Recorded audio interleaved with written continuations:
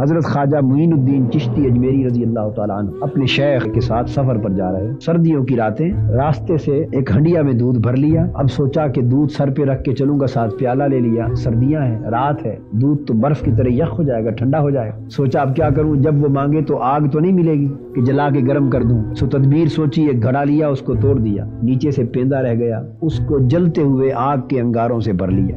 ہوا کے ساتھ وہ خود بخود جلتے رہیں گے، اس کو سر پہ رکھ لیا، اس کے اوپر دودھ کی ہنڈیا رکھ لی، چل پڑے۔ آگ جل رہی ہے، دودھ گرم ہے۔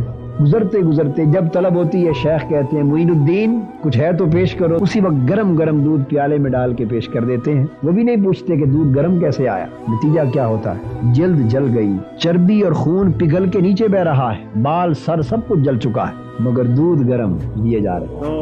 جب سفر ختم ہوا اور آخری پیالہ دودھ کا پیش کیا، اس وقت شیخ نے پوچھا، معین الدین یہ سارے سفر میں گرم گرم دودھ پیش کرتے تھے، یہ گرم کیسے مل جاتا تھا دودھ تمہیں؟ عرض کیا حضور بس یہ اہتمام آپ کی دعا سے ہو جاتا۔ فرمایا یہ چربی پگھل رہی ہے، خون بہ رہا ہے، کیا ہوا؟ حضور بس کو زخم ہو گیا ہے، سب کچھ جل گیا اور جتایا بھی نہیں کہ آپ کی خدمت میں جلا۔ اس کا نام خدمت ہے۔ جب آخری وقت تک آزما لیا نا کہ سب کچھ جل گیا، پگھل گیا، مگر اتنا بھی نہیں جتایا کہ حضور آپ کی خاطر یہ ہوا، اس وقت اٹھے اور حضرت خواجہ معین الدین چشتی اجمیری کو سینے سے لگا کے سیراب کر دی۔